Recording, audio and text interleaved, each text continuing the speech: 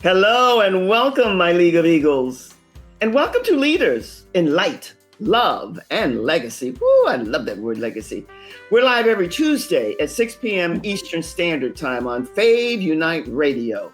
I am Joy Ruffen, your minister. Woo, I love saying this too, of enlightenment, awareness, and awakenings, and your signature style and leadership specialist. Oh, are you in for a treat tonight? You're going to meet one of my favorite, well, you know, I have a love fest here. One of my favorite people because she's into numerology. I'm going to tell you a little bit about her a little bit later on. You're here because you're ready to step into the woman or the man you were meant to be, to own your presence, elevate your style, and lead with unapologetic confidence. This is where it starts. It all starts with you.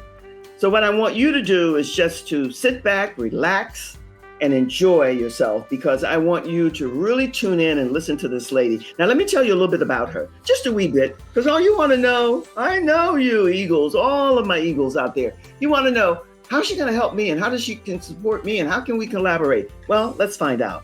Tina De Luca is a founder of Inlightin Energy, and it's spelled INLIGHTIN. And we're going to talk about that, where she provides intuitive reading services and guidance for individuals and for groups. She utilizes her gift of all the C's. I'm going to ask her about that too, along with her in-depth knowledge of numerology. Now, I met Tina in, most of you probably remember, and maybe some of you are still there in the clubhouse. I left the clubhouse, but every now and then I tune in. But I came and got to know her because she's into one of my favorite spiritual teachings is numerology and the regular cards and all that other stuff. She's going to share a lot with us about that. Tina came, and I love this expression, Tina came out of the psychic closet in 2013, embracing helping others through alternative means. I think this is one of the reasons I came to her, because I've been on the awareness awakening path all of my life. I just knew there was more. She currently resides in Canada. We'll talk maybe a little bit about that. And she meets with clients worldwide, because remember, my Eagles, we are global. And as they say on the telly or somewhere, Tina, come on up and welcome. Thank you. Thank you. It's lovely to be here. I'm excited. I'm like a little kid going off to grade school. You know that. That's my energy. Mm-hmm. But tell me, before we get started, I love this thing about you came out of the psychic closet in 2013. Tell us a little bit about that and how that happened. And welcome. Thank you. Well, the reason why I say out of the psychic closet, because I believe I was psychic since I can remember. Oh. Mm-hmm. And at the time, so I grew up, you know, I was a child in the 70s and I grew up in the 80s. And back then, psychic stuff was still frowned upon. Yes, yes. Mm-hmm. And especially being raised in a Catholic religion, because it's a big no. It's a big no-no with a lot of religions, but, you know, Catholic being one at the time. Yes. So I was brought up, you be careful who you tell. You be careful who you tell with your gifts. You know, because my mom was very encouraging. Her family was, but, you know, so always that premise of be careful. Mm-hmm. And after going through like a lot of personal losses between 2008 and 2012, mm-hmm. I had one of those moments. It's like, who am I really now? Like, I had my moment, and it's like, what am I all about? What do I want to do? Mm-hmm. And this is where I came up with, well, I want to share my gifts, and that means I got to come out of hiding. I got to come out of the closet. Right? It's not just, you know, about, you know, your sexual persuasion. It's, you know, it can encompass many things. Yes. And I think, you know, it encompassed that, because it was like, you know what, I have to be brave, and I have to start telling people and letting people know I'm going to do this for you. I'm going to do readings and want to help people this way. So that's how I came up with that premise of psychic closet. I love that. And thank you for sharing that, because, you know, sometimes people still hesitate. And I've always loved the expression coming out of the closet for more or less the same reasons that you just stated and more. But Tina, you are a psychic reader and a numerologist, but you gave me this beautiful title. So let's start off, letting the light in, because I know I feel, I see, and I know that this is a time of deep awakenings, and especially for women. It's for everyone, but especially for women because of our programming, conditioning, and programming and sexualizing and all of that. But how did you come up with this Inlightin Energy? You spoke to it briefly with me, but share with the audience because I had no clue. Yeah, so I liked the name Inlightin Energy. And the proper way of spelling enlighten is with the E's, right? The E at the beginning and the E at the end. And it was taken because it was about, at the time you have to have a website and create, get your business name. And Enlighten, spelled with the E's was already taken. So with the help of a really good friend, she said, why not put I, because you're going in, you're letting the light in, Tina, when you do these readings, because you're helping people on a deep level sometimes. So, and I love that. And it just came together with that logo, that slogan, the premise of it. So I went with that. It was easy peasy. Easy peasy. And you know what? I didn't get the nuances of it until you explained it briefly before we went on air here. But what I love about it is everything that you mentioned, but you have it two words together, Inlightin Energy, because this universe is built on our energy, our emotions, our feelings, and so on. So then the two of them together, it resonates. So now, next we're talking about numerology. Oh, where do we begin? Because numerology I have found to be very powerful, and I've utilized it in my awareness and awakenings. But tell us and give us a little bit more. I think maybe I never assume anything anymore, Tina. Maybe a lot of people know and understand numerology, but tell us how you approach it and what's so fabulous about it for you. Yeah, I love the numbers. I do. It's so close to my heart. I've been doing the numbers for a long time. So can I go back to when I discovered numerology? Absolutely. Absolutely. So when I was 16, my mom was like, okay, you're allowed to have a reading now, because she did not believe in me having a reading before the age of 16, because impressionable, you're still learning, you're still growing, right? And you don't know what people are going to say to you. And she was very aware of that. So I was so excited, went to my first psychic fair with my mom at 16. And at the time they had all these tables and you bought these tickets. And I think it was 3 for $20. It was a really good deal back then. So I got 3 for $20. And you would just go around the tables and you put your name down who you'd want to see. You had to pick 3 different, and there would be 20 different psychics. And one of the things I was drawn to was this numerology. This lady was doing numerology. And I sat down with her and I was just blown away. It's like she knew me. She saw me. And I think it was even more powerful because I was this teenager, right? And it's like, you don't know me, you don't know nothing about me, and yet you know me. Yeah. And at the end of the session, she was like, I have to teach you this. And I'm like, what? And she says, yeah, I've got to teach you this. Something is telling me you've got to learn this. And I said, wow. And she says, I want to meet with your mom and dad though. And we'll get together and we'll talk about this. And they did. And my parents said yes. So at the age of 16, I went to her for, I want to say, a number of years, a good 5 to 7 years. And not only learn numerology, but other things. But numerology was the main thing. And she taught me the system that I use today. Because there's different methods. And then she helped develop that. And then when I decided, I kept with it, but again, I kept it hidden. It was only for family and only for people who knew me through another person. So I just find that the numbers really speak and encompass everything that's happening in our world. That's what I love about numerology, because nothing is discounted. Everything counts. Even the ugly side of life, even the hardships and the challenges, numbers speak to that, because there's always the light side and the dark side, or the good side and the bad side, however you want to, but it's all good. And it's to make us whole. I love that. Yeah. Ooh, what was that noise? I like the light and the dark side, because that if you're open to it and you know how to connect with it, it'll lead you to the truth. That's right. Yeah. And we need the dark to see the light. Exactly. We need the bad days to appreciate the good days.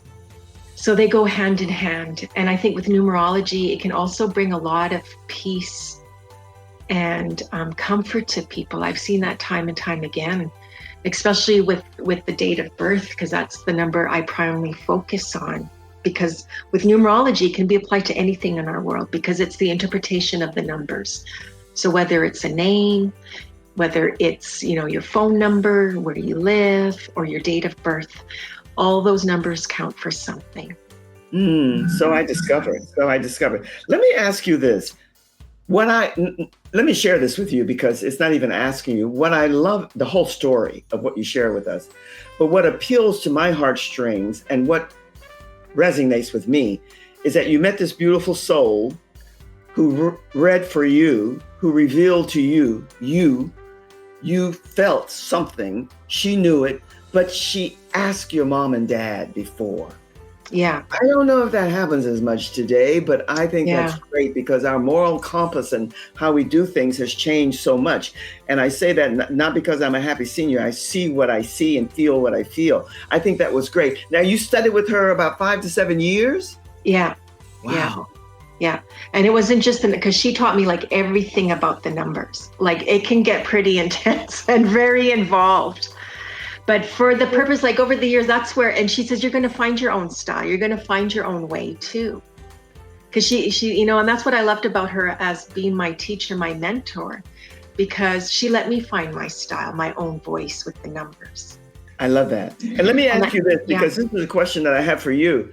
I knew that there were several ways that you could approach numerology, the date of birth, and also your given name at birth. And then if you've changed it for any reason. And I also understood, and correct me or enlighten me, that there are several different, I think I recall maybe 3 different types of forms or styles of numerology. Yeah, I'm not sure about the 3. I know of 2 for sure. 2, okay. Yeah, but 3 you could be right because a lot of it has to do with like how do they add the numbers together? Yes. Which is really interesting. And then how do they apply the numbers? Like what number do they take when they add it? Because sometimes the addition will not match, some systems. And what I mean by not match is like when it's a double digit. Because we're taught to look at all the numbers when you're adding. And you keep adding until you get to the single digit. So that's where it becomes different with the different methods is in the addition part of it, how they bring it together. So Tina, how does the date of birth and the name on the birth certificate change or alter, or can you do one without the other, or do you need both? No, so I can do one. The name I find is very involved because like you say, there's the birth certificate name, and then there's the name, maybe you go by a different name. Exactly. And then if you're a woman, how many women, when they get married, they take their husband's name. Exactly. Or change it. Like some women, have been married more than once, and they might change their name each time. That all counts. Like you still carry all those energies. Like if there was something so for me, I defined the name as the human journey. That's, so how people, they say, Dave, I know a Dave, and everyone will have opinions about a Dave, right? And they all seem to be similar traits. And same thing with like Joy. I know a Joy, like Joy's always joyful. So it's like, so I find with the names, it's like, there's characteristics that are common, and it's the human element, how we relate to each other, the physical side. The date of birth is the soul journey. Because that's the only number that we cannot change in our life. But our names we can change, our phone numbers, where we live, all those numbers can be changed, but not our date of birth. That's set in stone. And for me, that's the most important number in your chart. And that's what I like to focus on.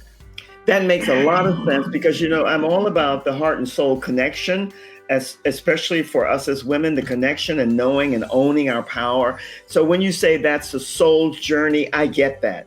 Because I know for me, I changed my name even way before I had my first marriage and then the second marriage. And so I've had these 3 different, actually 4, the name on my birth certificate, the name that I changed it to, the name in my first marriage, and the name now in this second marriage. And if the gods are willing, I'm looking for the third marriage. I'm only kidding. Don't change your name.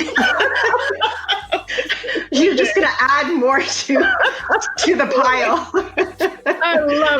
I love it. So what are the two different styles of numerology that you practice? Because when I said 3, Tina, I don't know, something just popped in my head because I work in 3s and 5s. I think there is a third, but it doesn't matter. Which are the two that you find the most useful? And can you share with us the differences or the similarities in the two different styles? Right. So the two styles that I'm familiar with. So one is taking, so let's say your date of birth, and you add all the digits across. So you put a plus sign across and you add it across. So let's say we'll go with today's date, August 28th, 2025. So you put a plus sign, 8 plus 2 plus 8 plus 2 plus 0 plus 2 plus 5. And you add all those numbers until you get and if it's a double digit, and then you add those two numbers together with the plus, and then until you get the single digit. That's the way I like to use. That's my method. The other method is where they add it down. So they line up the numbers as if, on the page, like you put the day and then the month underneath and the year underneath, and then you add it downwards and then across those four numbers that it comes down to and so that a lot of times, I shouldn't say a lot of times, but at times that can change the energy of the numbers from, the method I use, because the addition is different. So when you're adding across, as opposed to adding down. Yeah. Did I understand you to say that oftentimes the numbers won't come out the same? That's right. So it might be the same digit, single digit, but the double digit will be different a lot of times. Oh. And that counts too, because it's like if someone says, well, I'm a 6 soul. Well, I'm as a numerologist, I'm going to say, well, what kind of a 6? Because that's going to count. That's going to be, because some people will say, well, especially if they're getting familiar with the numbers. Well, I'm a 6 and my mom is 6, but we're different. How's that? Like, we're not the same in a lot of things. And it's like, well, it depends what kind of 6 it is. Is it a 33-6? Is it a 24-6? You see what I mean? And that's what can make the difference. And that's where the addition varies from the different methods. I get it. I really get it. Yeah. Let me ask you, but there's a name that I ought to, woulda, coulda, shoulda, and I did not. There's a name that way back in the day when they were doing numerology, it had a name, some name that starts with an H or a P. I can't remember. It has a name. I'll have to find out. Pythagorean? I think so. Pythagoras? Yes, there's I a think Pythagoras. So. Yeah, so Pythagorean. Is that different from what you're doing, adding the numbers? No, I believe that's the method. I mean, it's been years. I feel like I'm so like I'm in school right now. What's the answer to that history question? I don't remember because good for you. To be honest, but yeah, I believe that's the method I use. I think that's a name that I've heard too, and I've read somewhere because it's too many things to keep up. Well, how do you work your readings? How do you initiate and start off? Do you ask for and they give you their date of birth and their birth certificate with the name, and then you can work from that, because that'll give you the truest from the birth certificate. Let me back up. Okay. If the name has changed, I heard you say the date of birth and the time of birth, not so much the time, I guess, but the date, that's the soul's journey. Yeah. So if you're doing the name, how do I ask you this? How do you combine the two, or do you? I don't combine the two. No. So when I set up a numerology reading with clients, I always tell them it's only your date of birth that I do. Good. Yeah. Good. So I only, and for me, it's because there's a lot there. And this is how I explain why. So the soul journey talks about your gifts, your talents, what you like, what you don't like, what you know and understand, sometimes without reason this lifetime, what you're drawn to, but also what you're here to learn, to accept and overcome. Because numerology believes in reincarnation, and it's about elevating the soul and being true to your soul journey, your soul self.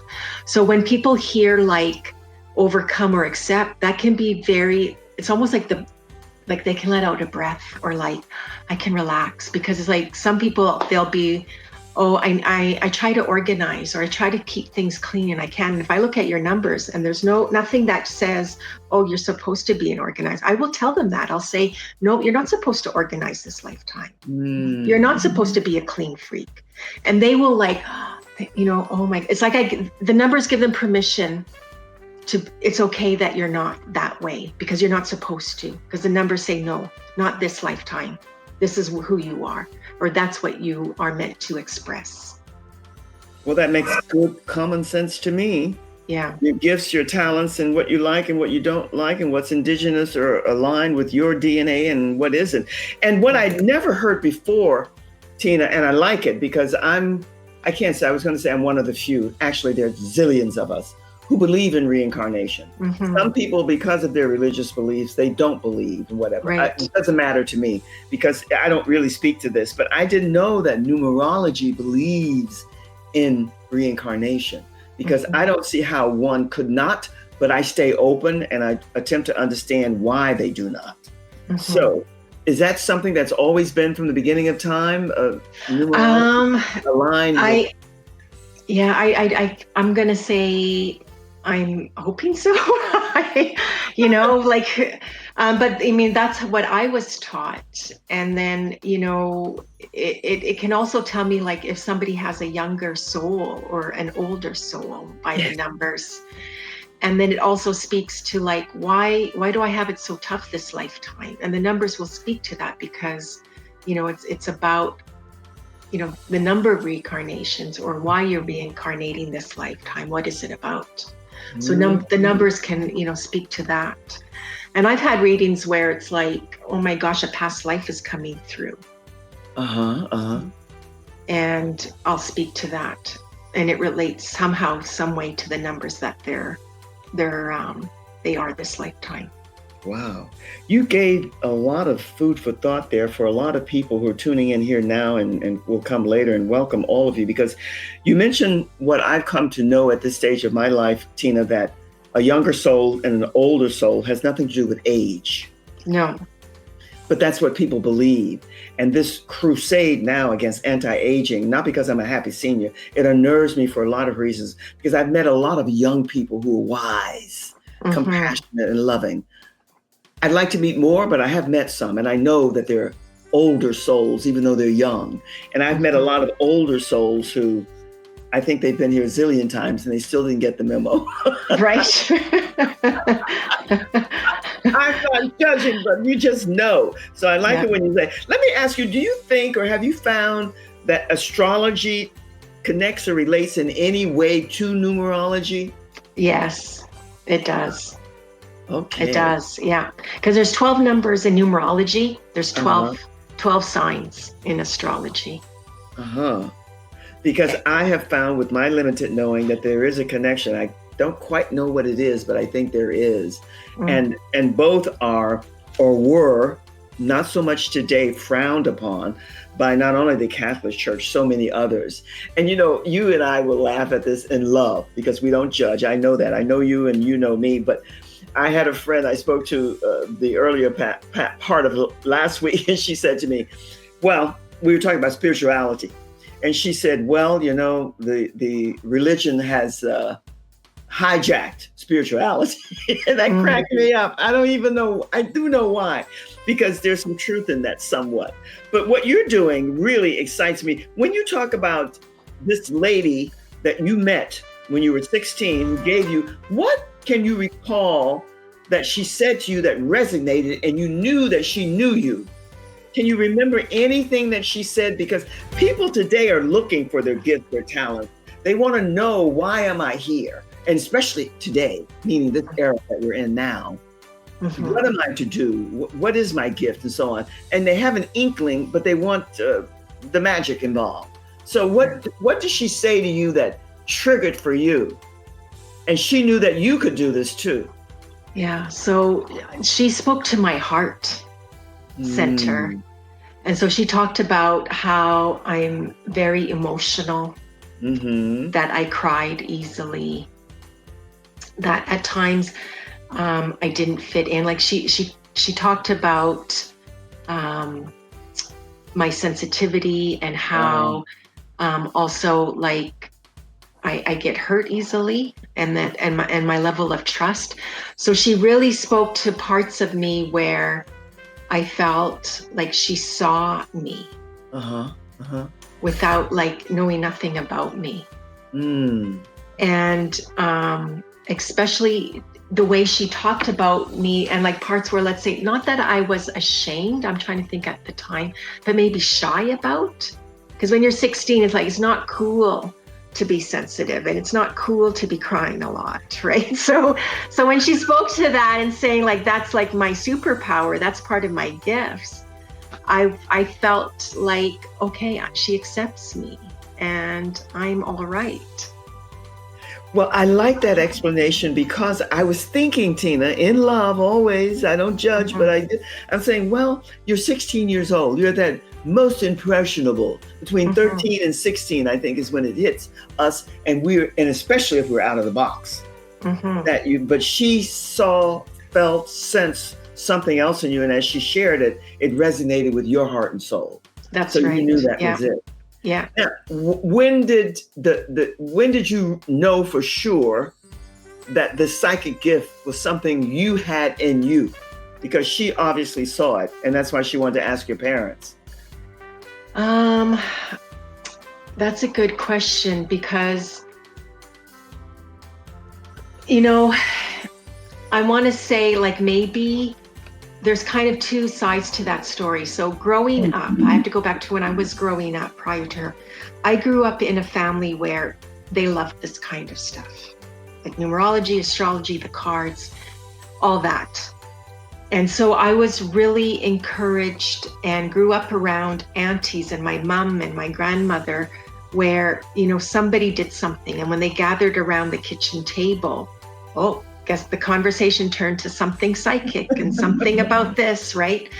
So I felt like it was always a part of me, like it was normal for us, but we just had to keep quiet because apparently it's not normal or not, you know, accepted with everyone for whatever reason.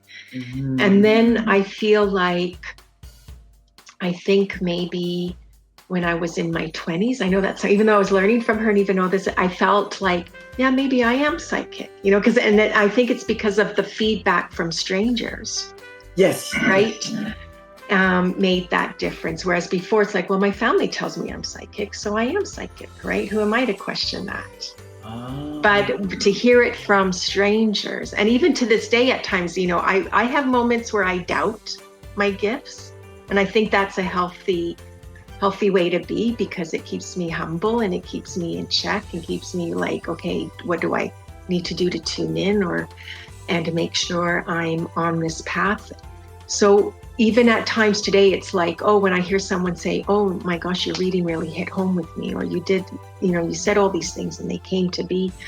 I mean, it's like, oh wow, like I guess I do have something here, you know, and I'm saying that sincerely. I'm not saying it to gloat, but because, you know, at times it's like, I don't, you know, I don't want to say I'm a shy person, but I feel like I don't like to boast about my stuff, and I don't like to, you know, shout it out off the top of my lungs like I'm this great person. I want people to find out for themselves. It's not about how great I am, but that I can connect and that I can give you the guidance that you need for your own peace of mind, heart, and soul. I appreciate that. I appreciate the delivery and how you delivered it, because I think when you're truly a gifted person with whatever your gifts or talents might be, and you're heart-centered, you don't boast, but you do know your gifts and the priceless, not in dollars, charm that it brings and guidance that it gives to many people. And somehow we have to find ways to convey that. But it's not about boasting and putting yourself above anybody, because those of us who are in this circle, we know we're not any better than anyone else. We're just vastly different, and we're here to be the guides and the gatekeepers. So I like how you delivered that. So Tina, how do people connect with you? How do we get them? Now, this poster that we're going to make up and the radio that you show that you'll be going out on, it'll have all of this powerful information that you're sharing, but people want to connect with you. What do you have, a website or an email, or we'll put whatever we can in the caption so that and there's a way that you can get your own personal link if you want, with a video and a still setting and a reel that you can promote yourself. But how do people get to you now? So the best method I like is emails. Oh, good. Okay. And it's my first name. Mm-hmm. So it's all small letters, Tina at Inlightin Energy. So how I spell Inlightin Energy. TinaEdlin.com. I had to think, like, what? Had a little, what they call a brain fart. How do I write my email? We all have that. I always say, I can write it. I can't see it in my head. That's what it is. We have so much floating around up here in this beautiful brain that we can't bring everything to the focus right away. Yeah. But you're right. It's Tina, Tina at INLIGHTINENERGY.com. And we'll find a way to put that on a poster that we'll be sending out for you, and you can use that and utilize it for yourself. Yeah. I think that's really great. Listen, the time flies here. What parting words, what food for thought, because we didn't even get to the state of the world, but I think most of us who are in this circle together, we know what the state of the world is all about. Yeah. What do you want people to walk away with? Because you started off with saying that this person was able to see you, to feel you, and to sense your essence right then and there. So what takeaway? What do you want people to walk away with? What pearls of wisdom? Share whatever you like. Well, how about one thing I'd like everyone to know, despite your numbers, for the year 2026 that's coming up, because I'm sure everyone's can't wait for 2025 to be done. But for 2026, if there's one thing I want everyone to know, is responsibility is going to be key for that calendar year. Ooh. And not only in the literal sense of, like, we might have more to be responsible for, like we might have to be responsible for our neighbors, for our community, for our families, for ourselves, but the universe, for numerology, it goes deeper than that. Responsibility is about owning. So do you own what you think, what you see, what you say, what you hear, what you feel, what you do? And it doesn't matter the big thing with that is do not blame. Do not blame in 2026, because it's going to go worse. The more you can own it, and I don't care if it is the fault of this or the fault of that, the more you can say, like, you know what, I use this example. Let's say you got an appointment and you got late. And most people say, I'm sorry I'm late, traffic was bad. No, that's blaming. If you were to say, I'm sorry I'm late, I did not give myself enough time to make this appointment on time. Well, guess what? It's going to be the best appointment ever, or things are going to fall into place because you owned your role in that, because you owned you were late. It wasn't about the traffic. It wasn't about not hearing the alarm clock. It was because you did not prepare and you did not show up on time, and you owned that. So that's just an example. That's what 2026 is going to be about. It's like, I want people to own their stuff and to be responsible. Oh, am I walking away with tons of insights that are in alignment with my core being? Because when you say responsibility, owning it, owning and not blaming or bashing or blasting others for the mistakes, the traffic or whatever, own it. I'm about owning our power, especially women. And there's so much that you shared here that's so powerful. Thank you, thank you, thank you. I can hardly wait to meet with you again and do a live interview so people can see and hear, but feel the love within you. Tina, hold tight, don't go anywhere, and thank you. I'm blowing you kisses because you have touched my heartstrings. So, my League of Eagles, oh, what an ending. What an inspirational, inspiring conversation today with Tina De Luca. I hope you're leaving with some key takeaways. Oh, I don't think you could walk away with anything better than what she left us with to inspire your style, your leadership, and your life. So visit I've inserted here my Style Clarity Session Bundle. Grab your complimentary Style Clarity Bundle and book your one-on-one session with me. And whatever you do, subscribe and connect with Tina De Luca. All of her information will be there. She prefers an email, but she has a website and all of that. Just make sure you touch base with her. Doesn't hurt to get a little bit more another viewpoint or advantage to what your purpose in life on this planet here and now is all about. Subscribe to my YouTube channel. Oh, it's so easy. It's Joy Ruffen, fashioning, femininity, style, and truth. And truth is what we spoke about today. So for more style with substance, you know where you'll always find us every Tuesday here on Fave Unite Radio. Joy's radio show that's all about leaders in light, love, and legacy.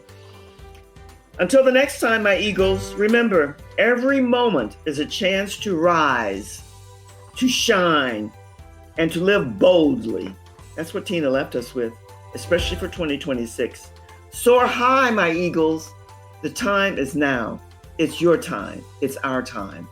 Much love. Until the next time. Cheers.